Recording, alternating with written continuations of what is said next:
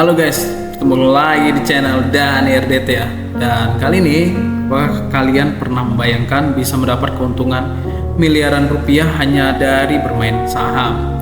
Tapi bagaimana kalau ternyata di balik keuntungan tersebut terdapat manipulasi, penipuan, pengkhianatan, bahkan ancaman pembunuhan?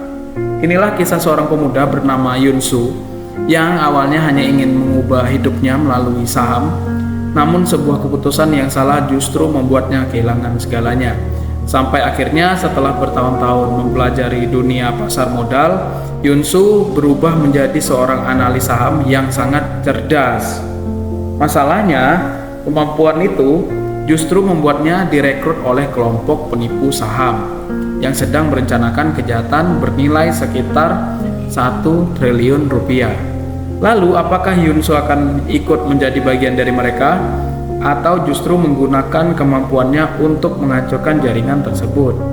Penasaran bagaimana ceritanya? Yuk langsung kita masuk ke alur cerita filmnya. Jangan lupa subscribe Dani RDT dan nyalakan loncengnya. Selamat menonton. Cerita bermula beberapa tahun setelah Korea Selatan mengalami pemulihan ekonomi.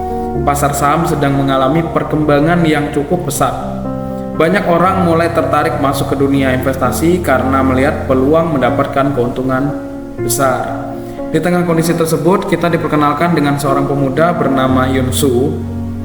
Saat itu Yun Soo sedang mencari pekerjaan. Ia bahkan mencoba melamar sebagai sales di sebuah toko meskipun belum memiliki pengalaman yang cukup.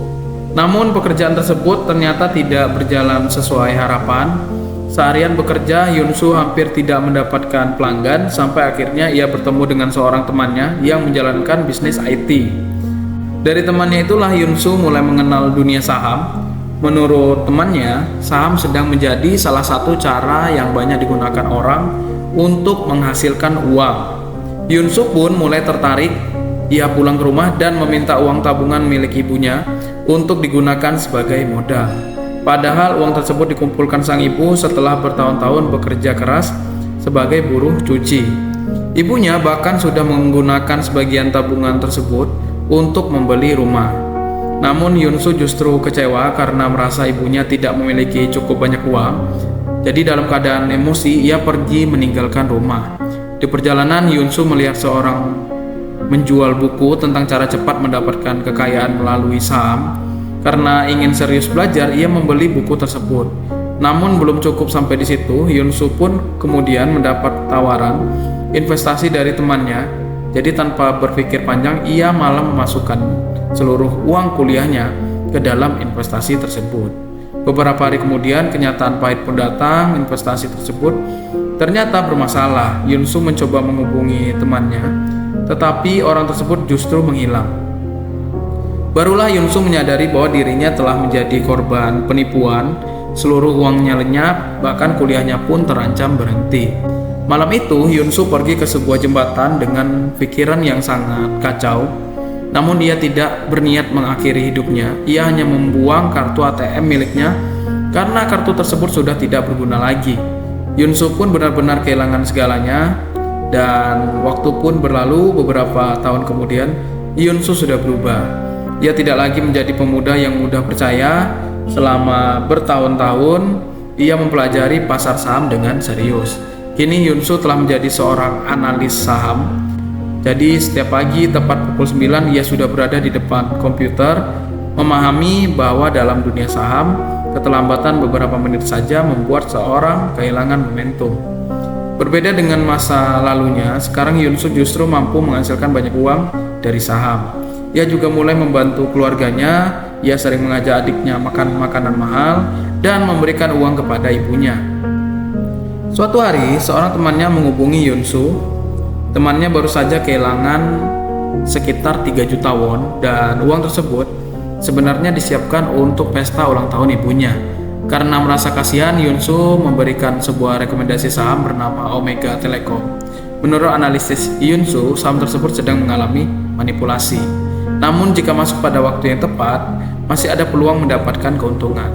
Yun Soo juga mengingatkan temannya agar tidak serakah. Sayangnya temannya ini justru menggunakan informasi tersebut untuk kepentingannya sendiri. informasi tentang Omega Telekom kemudian sampai kepada bosnya. Jadi dalam waktu singkat, banyak orang mulai mengetahui saham tersebut. Akibatnya harga saham justru mengalami penurunan. Untungnya Yunsu mampu membaca situasi dan menjual sahamnya pada waktu yang tepat. Ia berhasil mendapat keuntungan sekitar 10 juta won. Di sisi lain, kita diperlihatkan seorang pria bernama Huang Zhong. Ternyata Huang dan kelompoknya memang sudah lama bermain dalam manipulasi saham. Mereka terbiasa menaikkan harga saham secara sengaja, membuat investor lain tertarik membeli, lalu mengambil keuntungan ketika harga tersebut sudah berada di posisi tertinggi. Namun kali ini rencana mereka berantakan karena Yunsu. Huang pun mulai mencari tahu siapa orang yang berhasil membaca pergerakan Omega Telekom. Tidak lama kemudian, Yunsu datang ke sebuah perusahaan sekuritas untuk mencairkan keuntungan dari saham tersebut. Di sana ia bertemu dengan orang-orang yang terlibat dalam permainan tersebut. Mereka akhirnya mengetahui bahwa Yunsu lah orang yang menggagalkan rencana Omega Telekom. Yunsu pun dibawa menemui Huang. Awalnya ia ketakutan, namun Huang justru tertarik dengan kemampuan Yunsu. Ia ingin mengetahui bagaimana Yunsu bisa mengetahui bahwa saham Omega Telekom sedang dimanipulasi. Yunsu kemudian menjelaskan analisisnya. Penjelasannya begitu teknis sampai beberapa anak buah Huang hampir tidak memahami apa yang sedang ia bicarakan. Tetapi Huang melihat sesuatu yang berbeda. Ia menyadari bahwa kemampuan Yunsu bisa digunakan untuk menjalankan rencana yang jauh lebih besar lagi. Huang kemudian memberikan ujian kepada Yunsu. Yunsu diminta menaikkan harga sebuah saham sebesar 20% hanya dalam 1 hari. Tentu saja itu bukan pekerjaan mudah, apalagi jika gagal. Huang mengancam akan memotong jarinya. Yunsu akhirnya mulai bekerja. Ia melakukan transaksi secara cepat dan memperhitungkan setiap pergerakan harga. Hasilnya luar biasa. Dalam waktu singkat harga saham berhasil naik sekitar 17%. Memang belum mencapai target. Huang pun menganggap Yunsu gagal.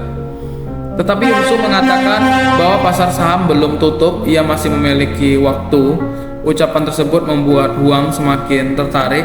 Akhirnya Yunsu tidak dibunuh, justru sebaliknya Huang merekrutnya.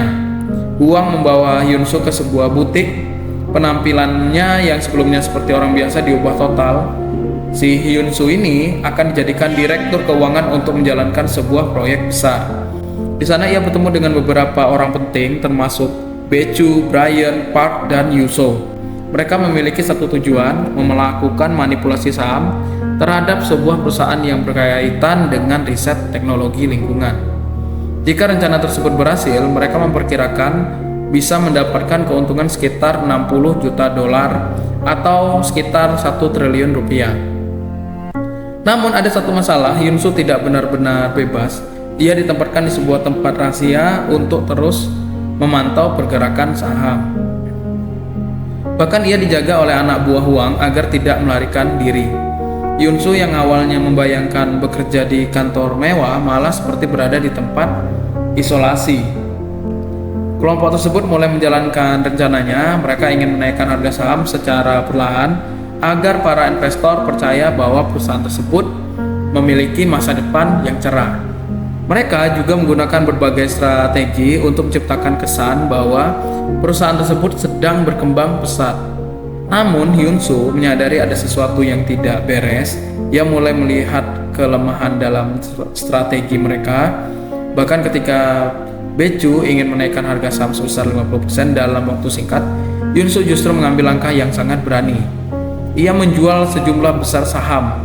Bechu pun panik, tetapi Yunsu tetap tenang. Ia sudah memperhitungkan semuanya dan tidak lama kemudian harga saham kembali naik. Yuso bahkan mengakui bahwa kemampuan analisis Yunsu sangat luar biasa meskipun strategi tersebut memiliki risiko yang sangat besar. Di sisi lain, tim pengawas keuangan mulai menyadari adanya transaksi mencurigakan. Volume perdagangan saham perusahaan tersebut meningkat secara tidak wajar, namun mereka belum memiliki cukup bukti untuk melakukan tindakan. Sementara itu, konflik internal kelompok penipu juga semakin besar. Park ingin kembali mengambil keuntungan untuk dirinya sendiri. Yuso juga mulai memiliki rencana yang berbeda, sedangkan Huang dan Bechu mulai berpikir untuk menyingkirkan Park dan Yuso. Semua orang ingin mendapatkan bagian terbesar dan Yunsu berada tepat di tengah-tengah mereka. Dalam kondisi terjebak, Yunsu akhirnya menghubungi adiknya. Ia meminta sang adik membeli saham tertentu karena yakin harga saham tersebut akan naik berkali-kali lipat. Yunsu bahkan memberikan uang dan laporan keuangan agar adiknya bisa memahami saham tersebut. Namun masalahnya, sang adik ternyata menggunakan apartemen ibunya sebagai jaminan untuk mendapatkan pinjaman. Ketika harga saham kemudian jatuh, keluarga Yunsu berada dalam bahaya. Apartemen ibunya terancam hilang. Yunsu sangat terpukul. Ia sadar bahwa permainan saham yang selama ini ia kuasai justru mulai menghancurkan keluarganya sendiri. Yunsu akhirnya semakin muak dengan semua permainan tersebut. Sementara itu, Yuso mencoba mengajaknya bekerja sama untuk mengambil alih saham Wang dan Beju. Park juga memiliki rencana yang sama. Semua orang mulai saling mengkhianati. Wang dan Beju bahkan berencana menyingkirkan Park dan Yuso. Mereka mengarahkan anak buah untuk menjalankan rencana tersebut. Dan di tengah kekacauan itu, Yunsu justru memulai berpikir kalau semua orang ingin memanfaatkan dirinya, mengapa dia tidak memanfaatkan kemampuan mereka untuk menghancurkannya? Suatu hari Beju datang bersama anak buahnya. Yunsu mencoba melawan, namun jumlah mereka terlalu banyak. Ia akhirnya dikalahkan dan ditangkap. Lebih parah lagi, Yunsu pun disiksa. Dia kemudian mengetahui bahwa Wang dan Beju memang sudah merencanakan semuanya. Mereka bahkan berhasil memindahkan ratusan ribu lembar saham. Yunsu berada di ujung hidupnya. Ia kemudian dibawa keluar untuk dikubur hidup-hidup. Namun ketika semuanya terlihat berakhir, sebuah kesempatan pun muncul. Anak buah bernama Ebeng yang bertugas menguburnya tiba-tiba berhenti. Yunsu pun berhasil meyakinkannya bahwa ia bisa mengajarinya tentang saham. Dan ternyata Ebeng sebenarnya sudah bekerja sama dengan Yuso. Ia menarik Yunsu keluar dari lubang dan menyelamatkan nyawanya. Setelah selamat, Yunsu dan Yuso mulai menyusun strategi baru. Mereka harus merebut kembali kendali saham sebelum Wang dan Beju berhasil mencairkan uangnya. Mereka kemudian mencari bantuan dari seorang tokoh penting di dunia investasi.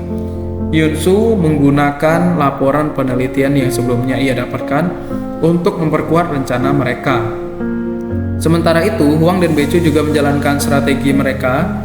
Mereka menggunakan order palsu untuk menciptakan kesan seolah-olah ada permintaan besar terhadap saham tersebut. Tujuannya pun sederhana, jadi membuat harga naik, dan setelah investor lain ikut membeli, mereka akan menjual saham yang mereka miliki. Namun Yunsu sudah mengetahui trik tersebut. Ia tahu bahwa semua itu hanyalah jebakan. Hari yang menentukan akhirnya tiba. Tepat pukul 9 pagi, pasar saham pun dibuka. Yuso langsung menjual saham yang dimilikinya. Harga saham mulai bergerak. Wang dan Beju pun panik pada saat itu. Mereka sadar bahwa jika saham tersebut dijual dalam jumlah yang sangat besar, seluruh rencana mereka bisa hancur. Wang kemudian datang menemui Yunsu. Ia berniat menghabisinya, tetapi kali ini Yunsu tidak terlihat takut. Ia justru tersenyum karena ternyata selama ini Yunsu sudah melaporkan seluruh kejahatan Wang dan Beju kepada polisi serta tim pengawas keuangan. Tidak lama kemudian aparat datang. Wang dan Beju akhirnya ditangkap. Namun Yunsu juga ikut ditangkap karena sebelumnya terlibat dalam operasi tersebut. Setelah semua kekacauan berakhir, nilai saham kembali meningkat akibat laporan penelitian yang dipublikasikan. Yunsu ternyata masih memiliki saham yang sebelumnya dimiliki oleh adiknya. Ia menunggu waktu yang tepat, dan ketika harga sudah mencapai posisi yang menguntungkan, Yunsu pun menjualnya. Keuntungannya yang diperoleh sangat-sangat besar. 1 tahun kemudian, Yunsu pun kehidupannya berubah total. Ia telah menjadi orang kaya dari dunia saham. Bahkan ia mulai terjun ke dunia entertainment dan memiliki perusahaan sendiri. Ia juga memiliki mobil yang sangat mewah. Namun satu hal yang tidak bisa berubah, Yunsu tetap tidak meninggalkan dunia saham karena baginya dunia saham telah mengubah seluruh jalan hidupnya. Dan akhirnya selesai sudah kisah Yunsu. Dari seorang pemuda yang kehilangan seluruh uangnya karena penipuan investasi, berubah menjadi analis saham yang sangat hebat, hingga akhirnya terjebak dalam jaringan manipulasi saham bernilai fantastis. Film ini juga memberikan satu pelajaran penting, bermain saham bukanlah sekedar melihat grafik naik turun. Jadi tanpa pengetahuan, manajemen risiko, dan pemahaman fundamental yang baik, keuntungan besar bisa berubah menjadi kerugian besar dalam waktu yang sangat singkat. Jadi jangan sampai kita tergiur dengan janji cuan cepat tanpa memahami risikonya. Nah, kalau menurut kalian bagaimana? Apakah Yunsu benar-benar karena ikut masuk ke dalam permainan mereka, atau justru salah karena terlalu jauh terlibat? Tulis pendapat kalian di kolom komentar. Jangan lupa like, subscribe, dan aktifkan lonceng notifikasinya supaya kalian tidak ketinggalan alur cerita film menarik lainnya dari Dani RDT. Terima kasih sudah menonton sampai akhir. Semoga terhibur, semoga bermanfaat. Sampai jumpa di video berikutnya. Salam sukses, salam santuy, dan see you next time. Oke guys, bye.